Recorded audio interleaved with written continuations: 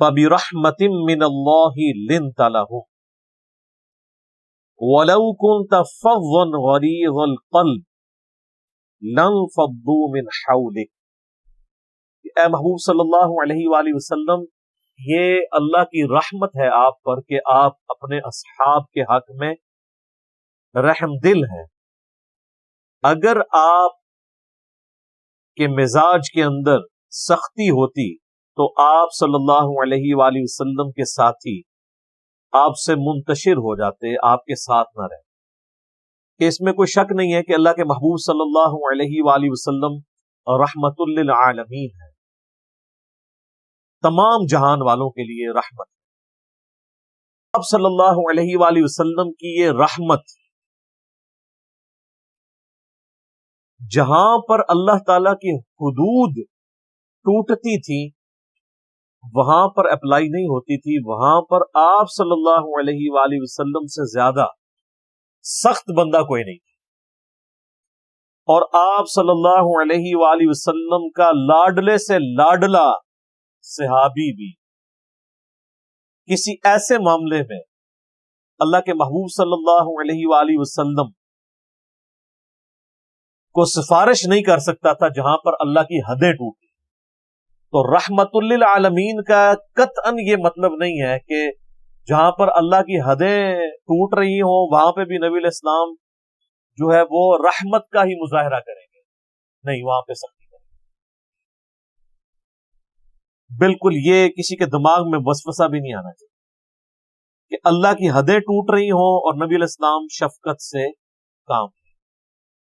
عام پبلک میں بھی یہ بات مشہور ہے کہ نبی علیہ السلام نے کبھی بھی کسی کو بد دعا نہیں دی، یہ بات بھی بالکل غلط ہے۔ آپ نے اپنی ذات کے لیے کسی کو بد دعا نہیں دی۔ بخاری مسلم میں کئی احادیث ہیں کہ نبی علیہ السلام نے قنوت نازلہ پڑھی ہے ان کافروں کے اوپر، ان کے لیے بد دعا کی، دعائے ضرر کی، جنہوں نے آپ صلی اللہ علیہ وآلہ وسلم کے ساتھیوں کو ناحق قتل کیا، ان پہ آپ نے بد دعائیں، لعنتیں بھیجی۔ تو یہ جملہ جو پبلک کے اندر مشہور ہے نا کہ نبی علیہ السلام جو ہے وہ کسی کو بد دعا نہیں دیتے تھے، آپ تو سراپا رحمت تھے، تو اب اس کا یہ کوئی مطلب نکالنا شروع کر دے کہ اللہ کی حدیں ٹوٹتی ہیں تو ٹوٹتی رہیں، آپ کے ساتھیوں پہ ظلم ہوتا ہے تو ہوتا رہے، آپ ہمیشہ شفقت کا مظاہرہ کریں گے؟ نہیں، اپنی ذات کے لیے آپ شفیق ضرور تھے، لیکن جہاں پر اللہ کی حدیں ٹوٹتی تھی یا آپ صلی اللہ علیہ وآلہ وسلم کے امتیوں کو یا آپ کے ساتھیوں پر کوئی ظلم کرتا تھا، وہاں پر نبی علیہ السلام کے شفقت والا پہلو کوئی نہیں ہوتا، آپ سے زیادہ کوئی سختی نہیں ہوتی۔ مثال کے طور پر صحیح بخاری اور صحیح مسلم دونوں میں ایک حدیث ہے کہ ایک فاطمہ نامی عورت کی چوری کا مقدمہ نبی علیہ السلام کے سامنے آیا۔ وہ چونکہ اونچے خاندان سے تعلق رکھتی تھی تو اس کی سفارش بھی ساتھ آ گئی، اشرافیہ۔ بخاری مسلم کے الفاظ ہیں کہ نبی علیہ السلام سے کوئی شخص بھی غصے کی حالت میں کسی کی سفارش یا بات نہیں کر سکتا تھا سوائے اس کے کہ جو حضور کا بہت لاڈلا ہو، اور وہ تھے اسامہ ابن زید جو آپ کے پوتوں کی جگہ تھے۔ صحیح بخاری میں آتا ہے کہ نبی علیہ السلام اپنے زانوں پر ایک طرف حسن ابن علی کو بٹھاتے تھے اور حضرت اسامہ کہتے ہیں دوسری طرف مجھے بٹھاتے تھے، تو دونوں کو آپ سٹیٹس دیتے تھے اپنی اولاد والا، کیونکہ وہ آپ کے منہ بولے بیٹے زید ابن حارثہ کا بیٹا تھا اسامہ۔ تو صحابہ نے ان کو بھیجا، 8-10 سال ان کی عمر تھی، کہ ان کے ذریعے سفارش کرنا۔ تو نبی علیہ السلام کو جلال آیا، آپ نے فرمایا تم اللہ کی حدوں کے بارے میں مجھ سے سفارش کرتے ہو؟ پھر آپ نے کہا کہ ممبر لگاؤ مسجد میں۔ نماز کے بعد آپ علیہ السلام نے مسجد میں خطبہ دیا اور فرمایا کہ تم اللہ کی حدوں کے بارے میں مجھے سفارش کر رہے ہو؟ اللہ کی قسم تم سے اگلی قومیں اسی لیے ہلاک ہوئیں کہ ان کے اشرافیہ کے لیے اور قوانین ہوتے تھے، یعنی جو بڑے سٹیٹس کے لوگ، اور عام چھوٹے سٹیٹس کے لوگوں کے لیے اور قوانین ہوتے تھے۔ اللہ کی قسم اگر میری بیٹی فاطمہ بھی چوری کرتی تو میں اس کے بھی ہاتھ کٹوا دیتا۔ یہ تو فاطمہ دوسرے قبیلے سے ہے نا، فاطمہ بنت محمد بھی یہ کام کرتی نا، تو اللہ کی حدوں کے معاملے میں میں کسی کی سفارش کو بولوں۔ اب رحمت للعالمین والا فنکشن نہیں اپلائی ہوگا یہاں پہ۔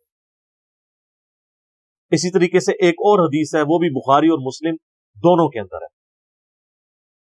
ایک جنگ کے دوران حضرت اسامہ ابن زید، یہی لاڈلے صحابی، یہ کہتے ہیں کہ ایک کافر کے ساتھ میری جھڑپ ہو رہی تھی، اور جب اس نے دیکھا کہ وہ میری تلوار کے نیچے آیا ہے تو اس نے فوراً کلمہ پڑھ دیا۔ اب کلمے کا تقاضا یہ تھا کہ حضرت اسامہ اسے قتل نہ کرتے، کیونکہ وہ تو مسلمان ہو گیا تھا۔ تھوڑی دیر پہلے جو جنگ تھی وہ تو اس وجہ سے تھی کہ اللہ کے لیے، جب اس نے کلمہ ہی پڑھ لیا تو بات ہی ختم ہو گئی۔ صحیح مسلم میں حدیث ہے کہ اسلام قبول کرنا پچھلے کے سارے گناہوں کو معاف کر دیتا ہے۔ اور اسی کانٹیکس میں مولا علی رضی اللہ تعالیٰ عنہ علیہ السلام کا بھی ایک واقعہ سیرت کی کتابوں میں نقل ہوا ہے۔ جب ایک کافر ان کی تلوار کے نیچے آیا تو عین اس موقع پہ اس نے آپ کے منہ پہ تھوک دیا، تو آپ اس کے سینے سے نیچے اترا، کہا کہ نہیں، اب میرا غصہ بھی اس میں شامل ہو گیا۔ کلمہ نہیں پڑھا تھا اس نے، لیکن کا غصہ شامل ہو گیا ہے۔ جب اللہ کے ساتھ کسی اور کی نیت ہوگی، یعنی میرے نفس کی، تو اب یہ عمل اللہ کے لیے خاص نہیں تھا۔ تو وہ آپ کے اخلاق سے اتنا متاثر ہوا کہ اس نے کلمہ ہی پڑھ لیا۔ اس نے تو کلمہ پڑھ لیا، لیکن سیدنا علی کو آج تک ہم جب ان کا نام لیتے ہیں نا تو ہم کیا کہتے ہیں؟ کرم اللہ وجہ الکریم، ان کے اس مبارک چہرے پر اللہ کا کرم ہو۔ یہ اس واقعے کی طرف اشارہ ہوتا ہے کہ جس چہرے پر جب تھوک پڑی تو اللہ کی رضا کی خاطر بجائے یہ کہ غصہ ایڈ فیول ٹو فائر ہوتا، اتر گئے۔ تو ان کے چہرے کو آج تک سارے مسلمان دنیا کے دعائیں دیتے ہیں کہ کیا چہرہ تھا جی، کہ جس پہ تھوک پڑی ہے تو غصے میں اضافہ نہیں ہوا، غصے ہی تھوک دیا، اور اس کی برکت سے ایک شخص جہنم کے کنارے پر پہنچ کے جنت میں چلا گیا، اس کی بھی خوش نصیبی دیکھی۔ تو یہ بخاری مسلم کے الفاظ ہیں کہ اسامہ ابن زید رضی اللہ تعالیٰ عنہ نے جب اس نے کلمہ پڑھا تو انہوں نے وہی سمجھا جو ہم بھی سمجھتے ہیں کہ یہ ڈر گیا اس لیے کلمہ پڑھ رہا ہے، انہوں نے اس کی گردن کاٹ دی۔ لیکن بعد میں ضمیر ملامت کر رہا تھا کہ یار مجھ سے لگتا ہے غلط ہو گیا، تو خود ہی جا کے نا ایک دن حضور صلی اللہ علیہ وآلہ وسلم سے عرض کی کہ اے اللہ کے نبی، اس طرح یہ واقعہ ہوا تھا، میں نے تو اس کو قتل کر دیا۔ آپ علیہ السلام غصے میں آ گئے۔ آپ نے فرمایا جب اس نے کلمہ پڑھ دیا تھا تو پھر بھی تو نے اسے مار دیا؟ تو انہوں نے عرض کی کہ اللہ کے رسول، اس نے ڈر کے کلمہ پڑھا، ہم بھی ہوتے تو شاید یہی کہتے۔ اس پہ نبی علیہ السلام نے جو جملہ بولا نا، آپ فرمایا کیا تو نے اس کا دل چیر لیا تھا کہ وہ ڈر کے کلمہ پڑھ رہا ہے یا واقعی اس نے اللہ کو مان لیا ہے؟ اب یہ تو کوئی دنیا کا انسان یہ دعویٰ نہیں کر سکتا نا، فتویٰ تو ظاہر پہ لگتا ہے۔ نہ اس زمانے میں کوئی بزرگان دین ہوتے تھے کہ وہ کہتے جی ہم تو دل کا حال بھی جان لیتے ہیں۔ اسی پہ میں کہتا ہوں نا کہ میرے بھائیوں، آپ کہتے ہو کہ بڑے سے بڑا ولی، کسی ادنا درجے کے صحابی کی بھی گھوڑے کے ٹاپوں سے اٹھنے والی خاک جو اس گھوڑے کے نتنوں میں بیٹھے، یہ پوری ایک کہانی بنائی ہوئی ہے نا انہوں نے، تو وہ نتنوں میں جو بیٹھتی ہے اس خاک کو بھی کوئی بزرگ نہیں پہنچ سکتا۔ تو میرے بھائی یہ تو ادنا صحابی ہے ہی نہیں، یہ تو اسامہ ابن زید ہے، اور وہ دل چیر نہیں سک رہا، بابے کہاں سے دل چیر لیتے ہیں؟ کہانی ہے۔ پھر بھی اگر کسی کی تسلی نہ ہو تو میں اپنی میکینیکل انجینئرنگ کا ایک فارمولہ لکھ کے دیتا ہوں، مرے ہوئے میں سے یا زندہ بابوں میں سے کوئی وہ فارمولہ پڑھ کے مجھے بتا دے، دیکھ کے، دل کا نہیں، دیکھ۔ اور ابھی میں تو یہ کہہ نہیں رہا کہ مجھے سمجھا دے کہ لکھا کیا ہوا، سمجھا تو پڑھ بھی نہیں سکتا، سمجھانا کہاں سے؟ سب کہانی ہے۔ اور اسامہ ابن زید کہتے ہیں کہ نبی علیہ السلام نے جب مجھے ڈانٹا تو آپ نے پھر ساتھ ایک جملہ بار بار ریپیٹ کیا، اسامہ تو کیا کرے گا جب قیامت والے دن وہ شخص اللہ کی بارگاہ میں کلمہ پڑھتا ہوا تیرے خلاف مقدمہ دائر کر دے گا۔ اسامہ تو کیا کرے گا، اسامہ تو کیا کرے گا، اسامہ تو کیا کرے گا۔ یہ جملہ آپ اتنی دفعہ ریپیٹ کرتے رہے کہ حضرت اسامہ کہتے ہیں میرے دل میں خواہش ہوئی کہ کاش میں آج سے پہلے کافر ہوتا، آج ہی کلمہ پڑھ کے مسلمان ہوتا، کم از کم میرا یہ گناہ تو دھل جاتا۔ کاش رسول اللہ خاموش ہو جاتے جب بار بار جملے کو ریپیٹ کرتے۔ تو یہ اللہ کی حد ٹوٹی نا تو نبی علیہ السلام نے کوئی لحاظ نہیں۔ صحیح بخاری میں حضرت خالد ابن ولید کے حوالے سے بھی اسی قسم کا ایک واقعہ ملتا ہے اس میں تو نبی علیہ السلام کے الفاظ ہیں کہ اے اللہ خالد کے میں اس عمل سے بری، یہ تیرا اور خالد کا معاملہ ہے، میں نکلا، یعنی میں نے کوئی خالد کی سفارش نہیں کرنی، جو اس نے غلط کام کیا ہے خود تجھے جواب دے۔ تو نبی علیہ السلام اللہ کی حدیں جہاں پہ ٹوٹتی تھی کوئی لحاظ نہیں کرتی۔ ایک اور حدیث ہے بخاری اور مسلم دونوں میں، آپ نے اکثر سن رکھی ہوگی کہ نبی صلی اللہ علیہ وآلہ وسلم نے فرمایا کہ میرا دل چاہتا ہے کہ میں اپنی جگہ کسی اور کو امام مقرر کروں اور ان لوگوں کے گھروں کو جا کر آگ لگا دوں جو لوگ اذان کی آواز سننے کے باوجود مسجد میں آ کر نماز نہیں پڑھتے، اگر مجھے عورتوں اور بچوں کا خیال نہ ہوتا کیونکہ ان پہ جماعت فرض نہیں، میں ان لوگوں کے گھروں کو آگ لگا دیتا۔ اب مجھے بتائیں، آپ کی آج کل کی ڈاکٹرین میں تو یہ بڑا سخت جملہ ہے، یہ سراپا رحمت جو شخصیت ہے، آپ تو کہیں گے اس کے اخلاق کو یہ بھی نہیں دیتا کہ وہ ایک جماعت چھوڑنے پہ کہ میں گھروں کو آگ لگا دوں گا، اس لیے کہ اللہ کی حد ٹوٹی۔ صحیح مسلم میں حدیث ہے، جو لوگ جمعے کی نماز نہیں نہ پڑھتے، اگر بچوں اور عورتوں کا مجھے خیال نہ ہوتا میں ان کے گھروں کو آگ لگا دیتا۔ جمعے کی نماز نہیں پڑھتے آپ، تو یہ جہاں جہاں پر اللہ کی حد ٹوٹتی تھی نا، وہاں پر یاد رکھیے کہ نبی علیہ السلام سے زیادہ سخت مزاج ہی کوئی نہیں۔ تو یہ آپ علیہ السلام کی ذات کا جو ایک میٹھا میٹھا تصور پیش کیا نا ہمارے واعظین نے، یہ آپ کی زندگی کا ایک پہلو ہے، جو دوسرے والا پہلو ہے وہ انتہائی سخت، جہاں پر اللہ کی حدیں ٹوٹتی ہیں۔ لہذا جہاں پر اللہ کے دین کا مذاق اڑایا جا رہا ہو، دین کی حدیں توڑی جا رہی ہوں، وہاں پر مزاج میں سختی لانا یہ سنت ہے، وہاں آپ نے میٹھی میٹھی باتیں نہیں کرنی ہے، اسٹرکٹلی اس چیز کو آپ نے ایڈریس کر۔ اگر نبی علیہ السلام ذرا سے بھی ڈھیلے پڑتے تو معاملہ تلپٹ ہو جاتا۔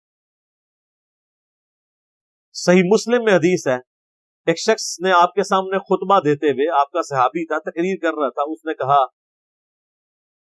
من یطع اللہ ورسولہ فقد رشد، جو کوئی اللہ اور اس کے رسول کی اطاعت کرے وہ کامیاب ہو، ومن یعصہما، اور جس نے ان دونوں کی نافرمانی کی، فقد غوا، وہ گمراہ ہو۔ اب اس جملے کے اندر کوئی ایسی خرابی نہیں لٹریچر کے پوائنٹ آف ویو سے، نہ یہ آؤٹ آف کانٹیکسٹ ہے، نہ اس میں کوئی شرکیہ بات ہے، لیکن نبی علیہ السلام کو اس میں سے سمیل آ گئی کہ یہ معاملہ بگڑ نہ جائے بعد میں۔ آپ نے کہا بئس الخطیب انت، کتنا برا خطیب ہے تو، تجھے چاہیے تھا تو کہتا وَمَن يَعْصِ اللَّهَ وَرَسُولَهُ فَقَدْ غَوَىٰ، تو نے یہ کیوں کہا کہ وَمَن يَعْصِهِمَا، کہ جو ان دونوں کی کرے؟ تجھے کہنا چاہیے تھا جو اللہ اور اس کے رسول کی نافرمانی کرے۔ دونوں کیوں کہا؟ اللہ تو ایک ہے، حالانکہ اس صحابی نے دو اللہ نہیں بتائے، کیونکہ پہلے تو وہ کہہ چکا تھا کہ جس نے اللہ اور اس کے رسول کی اطاعت کی وہ کامیاب ہو گیا، جس نے ان دونوں کی نافرمانی کی وہ گمراہ ہو گیا۔ تو بات کانٹیکسٹ کے ساتھ بالکل درست تھی، لیکن نبی علیہ السلام نے اس کو بینیفٹ بھی نہیں دیا۔ فرمایا تجھے دوبارہ بھی اس کو ریپیٹ کرنا چاہیے تھا کہ جس نے اللہ اور اس کے رسول کی نافرمانی کی، دونوں کی نہیں، دو کہاں سے ہو گئے؟ اللہ اور رسول اپنی دعوت میں تو ایک ہیں، من یطع الرسول فقد اطاع اللہ، لیکن پرسنالٹیز تو الگ ہیں، خالق اور مخلوق کا فرق ہے۔ تو امام الموحدین صلی اللہ علیہ وآلہ وسلم کی دعوت توحید کا تقاضا تھا کہ آپ ڈانٹ دیتے، اور یہی حدیث ابو داؤد میں آتی ہے، اس کے آگے بھی الفاظ موجود ہے، آپ نے کہا قم اذهب، اٹھ نکل جائے۔ اتنا غصہ کیا ہے تو میرے بھائی آج میرے پاس حدیثیں ہیں نا، تو میں آپ کو شرک کی سینسٹیوٹی سمجھا سکتا ہوں۔ آپ کے تو بسوں کے پیچھے لکھا ہوتا ہے اللہ نبی وارث، اور نبی علیہ السلام تو کہہ رہے ہیں تم نے اس طرح کیوں کیا۔ ایک اور حدیث ہے مسند امام احمد میں بھی اور امام بخاری کی کتاب الادب المفرد میں، ایک صحابی نے حضور علیہ السلام کے سامنے کہہ دیا ما شاء اللہ و شئت، جو اللہ چاہے اور جو اس کا رسول چاہے، ہے نبی صلی اللہ علیہ وآلہ وسلم، آپ جو چاہیں۔ آپ فرمایا اجعلتنی للہ ندا، کیا تو نے مجھے اللہ کے مقابلے پہ کھڑا کر دیا؟ اس نے نہیں آگے سے کہا کہ یا رسول اللہ میں آپ کو اللہ کا بندہ مان رہا ہوں، میں غیر مستقل بذات مان رہا ہوں، میں عطائی مان رہا ہوں، آپ بندے ہی ہیں، کوئی جسٹیفیکیشن نہیں دی. آپ فرمایا قل بل ماشاء اللہ وحدہ، کیا جو اکیلا اللہ چاہے. تو نے ماشاء اللہ و رسول کیوں کہا؟ تجھے چاہیے تھا صرف کہتا ماشاء اللہ. وہ یہ کہہ سکتا تھا میں یہ کہہ رہا ہوں کہ جو اللہ چاہے، اور اس کے بعد گیون سرکمسٹانسز میں جو آپ کی مرضی. آپ نے کراس لگا. تو جہاں پہ اللہ کی حدیں ٹوٹتی تھی، جہاں پہ توحید کا ایشو آتا تھا، احادیث کی کتابیں بھری ہوئی ہیں اس چیز سے کہ نبی علیہ السلام نے کبھی لحاظ نہیں کیا، اور بالکل کلیئر کٹ جو بالکل سونے کے مہر صحیح بات تھی نا، وہ امت تک پہنچائیے چاہے کسی کو بری لگے. اور آپ علیہ السلام کی یہ تربیت تھی کہ آپ کی وفات کے بعد آپ کے قریبی ساتھیوں نے بھی اس ڈیکورم کو اسی طریقے سے قائم رکھا. صحیح بخاری میں کم از کم 4 جگہ پہ یہ حدیث موجود ہے جو سیدنا ابو بکر کا پہلا خطبہ ہے نبی علیہ السلام کی وفات میں.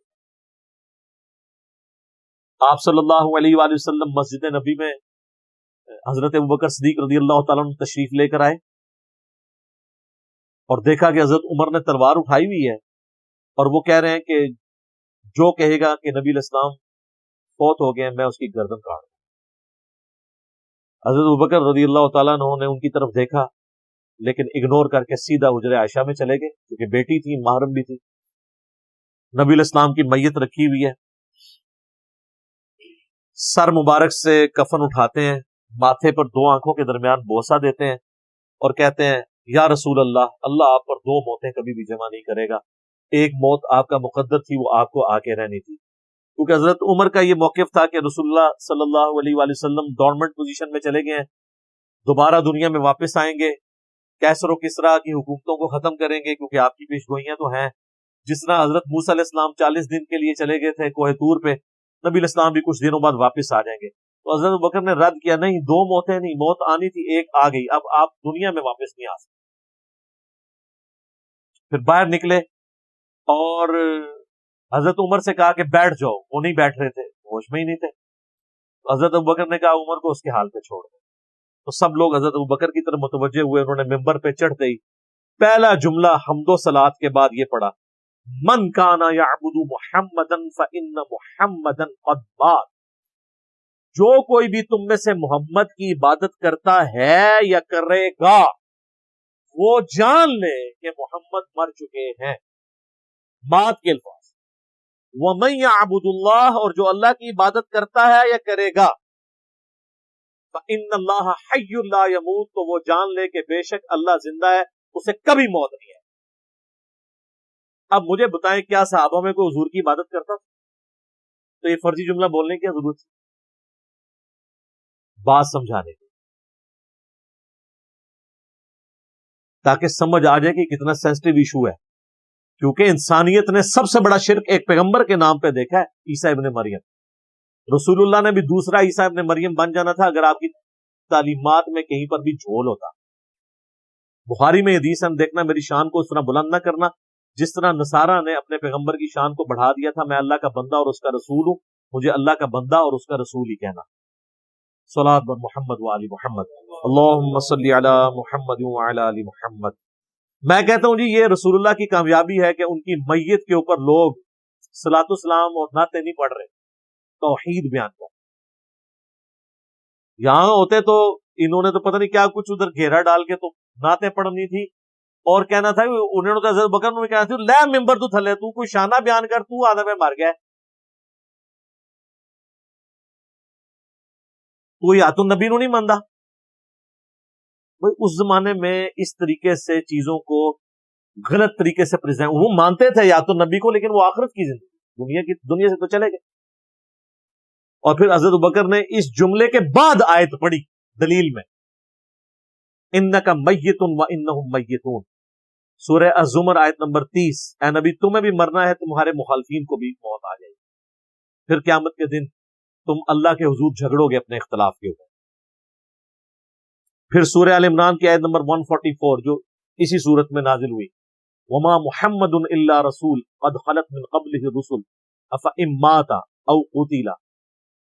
محمد تو نہیں مگر ایک رسول، ان سے پہلے بھی کئی رسول گزر چکے، ان سے پہلے بھی رسول آئے اور چلے گئے، اگر یہ مر جائیں یا قتل کر دیے جائیں تو کیا تم دین سے الٹے قدم پھیر گئے ہو؟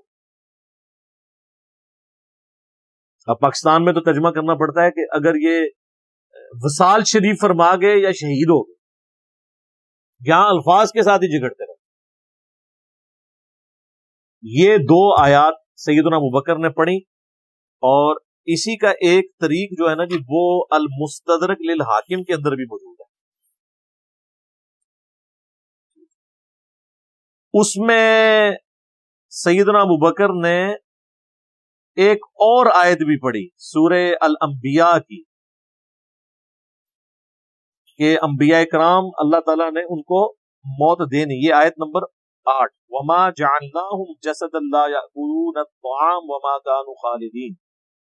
ہم نے کوئی نبی ایسا نہیں بنایا کہ جو کھانا کھانے کا محتاج نہ ہو اور نہ وہ ہمیشہ اس دنیا میں رہنے والے ہو۔ یہ آیت بھی پڑھی کہ آپ بھی نبی ہیں تو آپ کی جو زندگی کا سلسلہ ہے وہ کھانے سے تھا، اور موت آپ کو بھی آئی۔ جس طرح کہ سورۃ المائدہ میں آیا ہے کہ عیسیٰ اور ان کی ماں کھانا کھانے کے محتاج تھے، ایسوں کو اپنا مشکل کشا مانے بیٹھے ہوئے جو نہ تمہارے نفع کے مالک نہ نقصان کے۔ سورۃ المائدہ آیت نمبر 75۔ تو یہ میں بتا رہا ہوں کہ نبی علیہ السلام کی سینسٹیوٹی آپ کی زندگی میں بھی تھی، اور آپ کے بعد ٹرانسفر بھی ہوئی ہے اصحاب رسول کے اندر۔ کسی نے جرأت نہیں کی ہے کہ کوئی ایسا عقیدہ بتائیں امت کو کہ جو گمراہی کے اوپر مبنی ہو، الٹا کہیں پہ دیکھا تو فوراً ٹوک دیا کہ یہ کیا کر رہے ہو۔ جہاں پہ اللہ کی حدیں ٹوٹتی تھی وہاں پہ نبی علیہ السلام بالکل کوئی لحاظ نہیں۔ تو یہ میں نے اس لیے ضروری سمجھا کہ اس آیت سے کوئی غلط مطلب نہ لینا چاہیے۔ اب اگلی کی آیات کی طرف چلتے ہیں۔ سورہ آل عمران کی آیت نمبر 164 ہے، یہ اہم ترین آیت ہے سورہ آل عمران میں، جہاں کئی اور اہم آیات ہیں، یہ بھی ایک اہم ترین آیت ہے۔ لقد من اللہ علی المؤمنین اذ بعث فیہم رسولا، اور بے شک اللہ کا احسان ہے اہل ایمان پر کہ اللہ تعالیٰ نے ان میں اپنا رسول مبعوث کیا، من انفسہم، ان کے اندر سے ہی، یعنی انہی کے قبیلے میں سے، اسی خاندان قریش میں سے، بنو ہاشم میں سے۔ یتلو علیہم آیاتہ، جو 3 کام کرتا ہے۔ نمبر 1، ان پر اللہ کی آیات تلاوت کرتا ہے۔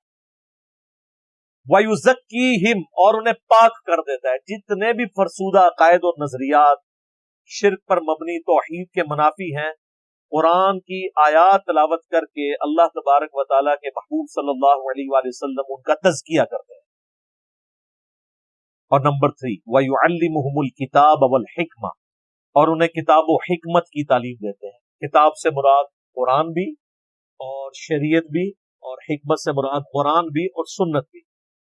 وَإِن كَانُوا مِن قَبْلُ لَفِي ضَلَالٍ مُبِينٍ، اور نبی صلی اللہ علیہ وآلہ وسلم کے آنے سے پہلے یہ لوگ کھلی گمراہی میں تھے۔ کون؟ قریش مکہ، جو بعد میں دنیا کے امام بنے۔ رسول اللہ کے آنے سے پہلے صلی اللہ علیہ وآلہ وسلم کھلی گمراہی میں تھے، اور ان کو گمراہی سے رسول اللہ صلی اللہ علیہ وآلہ وسلم نے کس طریقے سے نکالا؟ قرآن کے۔ یہ انسٹرومنٹ آف دعوت۔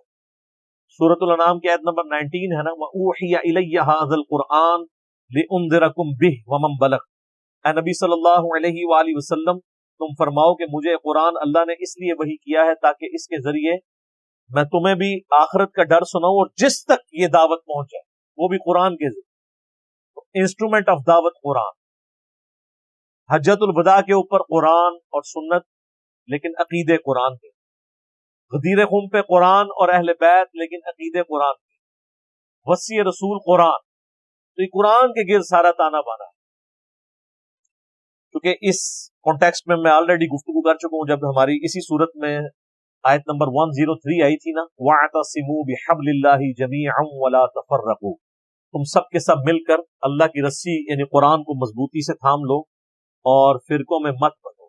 اس کانٹیکسٹ میں نے قرآن کے حوالے سے کافی ساری ڈسکشن کی ہے جو مجھے دوبارہ ریپیٹ کرنے کی ضرورت نہیں ہے۔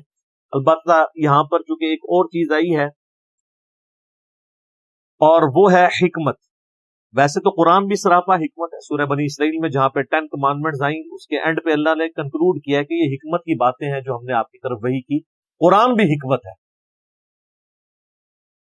یعنی ذہانت کی باتیں جس سے انسان فیض حاصل کر سکتا ہے. اور بعض مفسرین نے اسی کانٹیکسٹ میں سنت کو داخل کیا ہے، کیونکہ سنت کو ماننا تو قرآن کو ماننا ہے، کیونکہ قرآن نے ہمیں حکم دیا من یطع الرسول فقد اطاع اللہ، جو رسول اللہ کی اطاعت کرے گا گویا اس نے اللہ کی اطاعت. اس کانٹیکسٹ میں کراس ریفرنس کے طور پہ ایک آیت ہے سورۃ الاحقاف کی 4 نمبر آیت، 4 نمبر، ایتونی بکتاب من قبل ھذا، یعنی کافروں سے کہا جا رہا ہے کہ اگر تم لوگ میری اس کتاب قرآن کو نہیں مانتے، ایتونی بکتاب من قبل ھذا، اس قرآن کے نزول سے پہلے جو تمہارے پاس کوئی اپنی کتاب موجود ہے نا وہ لے آؤ، اس سے بات کرو اللہ کی وحی جو نازل ہوئی ہے. او اثارۃ من علم ان کنتم صادقین، یا علم کے آثار چلتے آ رہے ہو اگر تم سچے ہو تو وہ ذرا لے آؤ.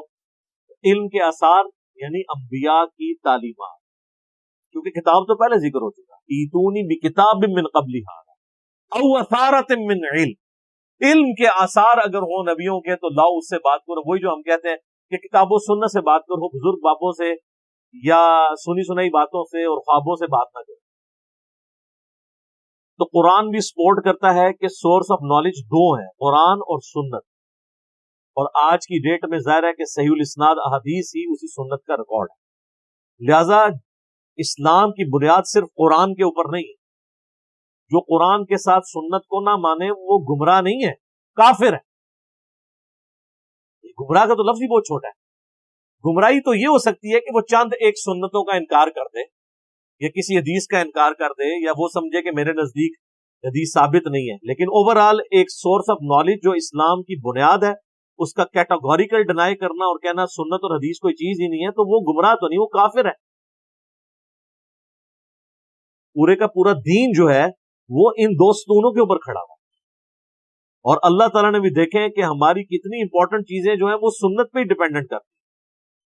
قرآن میں کم و بیش 100 دفعہ تو نماز کی تاکید آئی ہے. ویسے ہم لوگ عموماً 700 دفعہ کہہ دیتے ہیں، پتہ نہیں یہ کسی نے کوئی ڈیٹیکٹ کر کے نکالا ہے، ہم نے جو کیلکولیٹ کی ہے ہمارے بھائیوں نے تو وہ 100 سے زیادہ دفعہ نہیں بنتی، بہر اوورآل 100 دفعہ. میں نے بھی کئی دفعہ 700 بیان کیا، ہو سکتا ہے وہ ڈیٹیکٹ کر کے بنتی ہو. 100 دفعہ تو آئی ہے تاکید. لیکن پورے قرآن میں نماز کا طریقہ اللہ نے نہیں بتایا، حالانکہ یہ بہت امپورٹنٹ تھا. چلے 100 کی جگہ اللہ تعالیٰ تو ایک دفعہ بھی تاکید کر دے تو کافی ہے. قرآن میں اکثر آیات جو امپورٹنٹ ہوتی ہیں وہ 2 دفعہ ہی آتی ہے، اس سے زیادہ اس کو ریپیٹ نہیں کیا جاتا. شرک کے بارے میں آیت ہے تو وہ 2 دفعہ ہی آئی ہے سورہ نساء میں. بعض اوقات کوئی 3 دفعہ یا 4 دفعہ آ گئی ہے، یا بعض اوقات کسی چیز کی اہمیت کے لیے 31 دفعہ آیا فَبِأَيِّ آلَاءِ رَبِّكُمَا تُكَذِّبَانِ. لیکن وہ ایک آیت کے ساتھ باقی آیات جڑی ہوئی ہیں جن کے بعد وہ رزلٹ کے طور پہ آتا ہے. آیت وہ ایک ہی ہے. تو اللہ تبارک و تعالی نے نماز کا طریقہ قرآن میں نہیں بتایا، اس کو سنت پہ حدیث پہ چھوڑ، جو عملی تواتر کے ذریعے بھی ٹرانسفر ہوئی اور ریٹن ریکارڈ کے ذریعے. اسلام جو ہے وہ اللہ کی آیات تلاوت کرتے ہیں، ان کو پاک کرتے ہیں، ان کو کتاب اور حکمت قرآن اور سنت سکھاتے ہیں، اور اس سے پہلے یہ کھلی گمراہی میں تھے. اور میں اس پہ جملہ بولتا ہوں کہ صحابہ تو قرآن کے نزول سے پہلے اور نبی علیہ السلام کی آمد سے پہلے کھلی گمراہی میں تھے. ہم قرآن کے آنے کے بعد بھی کھلی گمراہی میں، کیونکہ اس سے استفادہ نہیں کرتے. خالی نازل ہونے سے تو نہیں کوئی گمراہی سے نکل جائے گا، ورنہ تو ابو جہل بھی، اس کے سامنے بھی قرآن نازل ہوا تھا. آج کی ڈیٹ میں بھی وہ ابو جہل کی اولاد ہے جو قرآن و حدیث نہیں مانتا، چاہے وہ اپنا نام عبداللہ رکھ لے، لیکن وہ ابو جہل کی اولاد ہے جب مان نہیں رہا. تو نبی علیہ السلام کے مبارک زمانے میں بھی اگر ابو جہل موجود ہے تو آج بھی موجود ہے. کافروں کو چھوڑ دیں، مسلمانوں میں بھی موجود ہے. لیکن ایک مسلمان ہے اور اس کو بتایا جائے قرآن و سنت میں لکھا ہے وہ کہ میں نہیں مانتا، تو اب اس پہ کیا حکم لگایا جائے گا؟ وہ اس نے خود دیکھنا ہے کہ بھی میرا اب کیا حشر ہوگا، مجھے کس کے ساتھ اٹھایا جائے. تو نبی علیہ السلام کی تعلیمات کا جو انسٹرومنٹ آف دعویٰ ہے وہ قرآن ہے، اور آپ علیہ السلام نے قرآن کے ذریعے تلاوت کر کے یتلو علیہم آیاتہ، قرآن کی آیات تلاوت کی، ویزکیہ، اور اس سے ان کو پاک کیا. کیسا پاک کیا کہ 13 سالہ مکی دور میں 5 نمازیں ہیں ہی نہیں تھی. رات کو قیام ہوتا تھا، اس میں قرآن صحابہ سنتے تھے، حضور علیہ السلام کے پیچھے آدھی رات، بعض کا 2/3 رات تک کھڑے ہو کر قرآن سنتے تھے، یاد کرتے تھے، وہ ان کی اپنی زبان میں تھا، اس سے ان کا دل پاک ہوتا رہا۔ ہوئے تو 125 بندے مسلمان 13 سال، لیکن وہ 125 نے پھر ایسی دعوت لانچ کی ہے کہ ود ان 17 ایئرس جو ہے رومن اور پرشین امپائر بھی الٹ کے رکھ دیے، وہ قرآن کے ذریعے۔ قرآن وہ کتاب تھی جس کے ذریعے اللہ تعالیٰ نے جو ہے نا وہ تلپٹ کر دی ہر چیز۔ میرا یوٹیوب کے اوپر ایک کلپ بھی اپلوڈڈ ہے، جب عرب میں قرآن آیا، اس میں نے بتایا کہ عرب کے لوگوں میں 2 خامیاں تھیں اور 2 خوبیاں تھیں۔ خامیاں یہ تھی کہ چٹے ان پڑھ تھے، جاہل، یہ ان کے اندر خامی موجود تھی۔ اللہ تعالیٰ نے ان کی خامی اس طرح دور کی کہ ان کی اپنی زبان میں انہیں کتاب دے دی، جو ان کو پڑھنے کی بھی ضرورت نہیں تھی، وہ سنتے تھے اور یاد کر لیتے تھے۔ اب مجھے بتائیں، جس نے سورۃ المائدہ، سورہ النساء اور سورہ آل عمران زبانی یاد کی ہوں، اس کے سامنے کون سا پادری یہود و نصارہ کا کھڑا ہو سکتا ہے؟ دوسری خامی تھی کہ طوائف الملوکی تھی، آپس میں لڑتے رہتے تھے، ایک جھنڈے کے نیچے جمع ہی نہیں ہوتے۔ اللہ تعالیٰ نے محمد رسول اللہ صلی اللہ علیہ وآلہ وسلم کی مبارک ذات کی شکل میں انہیں ایک ایسا لیڈر دیا کہ سب لوگ ایک جھنڈے کے نیچے جمع ہو، تو سر پھر دنیا کی سپر پاور ان کا کیا مقابلہ کر سکتی؟ علم بھی مل گیا، لیڈر بھی مل گیا، اور 2 خوبیاں تھیں ان میں، جنگجو تھے لیکن آپس میں لڑتے تھے۔ ان کو یہ اندازہ ہی نہیں تھا اگر ہم اکٹھے ہو جائیں تو ہم دنیا کی سپر پاورز کو بھی الٹ سکتے ہیں، کیونکہ وہ سپر پاورز تو وہ آرام اور آرائش کی زندگی گزار رہے تھے، یہ ٹف ماحول کے ریگستانی لوگ، کتنے کتنے دن فاقوں میں گزارنے، ریگستانوں میں سفر کرنا، ان کا کون مقابلہ کر سکتا ہے؟ یہ ان کے اندر خوبی تھی۔ اور دوسری خوبی یہ تھی کہ جب کسی کو زبان دیتے تھے نا، بیعت کر لیتے تھے نا، پھر گردن ہی کٹتی تھی، اس سے پیچھے نہیں ہٹتے تھے۔ یہ 2 خوبیاں اللہ نے ان کی یوٹیلائز کی اور 2 خامیاں دور کر دی قرآن کی شکل میں اور محمد رسول اللہ صلی اللہ علیہ وآلہ وسلم کی شکل میں، تو سر پھر کون سی دنیا کی سپر پاور ان کا مقابلہ کر سکتی؟ تو یہ نبی علیہ السلام کا منصب، قرآن کی آیات تلاوت کرنا، ان کا تزکیہ کرنا، انہیں کتاب و حکمت سکھانا، اور اس سے پہلے وہ کھلی گمراہی میں تھے، اور پھر دیکھیں بعد میں انہوں نے جس طریقے سے اس گمراہی سے نکلے ہیں کہ دنیا کے ہر کونے تک اللہ کی توحید کا پیغام پہنچایا ہے۔ صحیح مسلم میں حدیث ہے، اللہ تعالیٰ اس کتاب کی وجہ سے قوموں کو عروج دے گا اور اس کتاب کی وجہ سے قوموں کو ذلیل کرے گا۔ صحیح مسلم کی اس حدیث کی ٹرانسلیشن کی تھی جواب شکوہ میں ڈاکٹر اقبال نے، انہوں نے، وہ زمانے میں معزز تھے مسلمان ہو کر اور تم خوار ہوئے تارک قرآن ہو۔ مسلمانوں کے پاس اگر کوئی روح ہے نا اس دین کی تو وہ قرآن ہے، باقی تو ہمارے پاس اس میں کچھ بھی نہیں ہے۔ رسول اللہ اور ہمارا رشتہ اب جو قائم ہے، اللہ اور ہمارا رشتہ جو قائم ہے، وہ اس چیز کے ساتھ قائم۔ اللہ ہمارے سامنے نہیں ہے، رسول اللہ قبر مبارک میں جا چکے ہیں، اب اللہ رسول اور ہمارے درمیان جو بانڈ ہے، یہ جو ٹرائکا بن رہی ہے نا، اس کا جو تیسرا کون ہے وہ قرآن ہے، جس کے ذریعے ہم پہنچے ہیں، جو کہا گیا کہ یہ اللہ کی رسی ہے، جو اسے پکڑے گا ہدایت پر ہوگا، جو چھوڑ دے گا گمراہ ہو جائے گا۔ صحیح مسلم میں غدیر قوم کی حدیث، وَاعْتَصِمُوا بِحَبْلِ اللَّهِ جَمِيعًا وَلَا تَفَرَّقُوا۔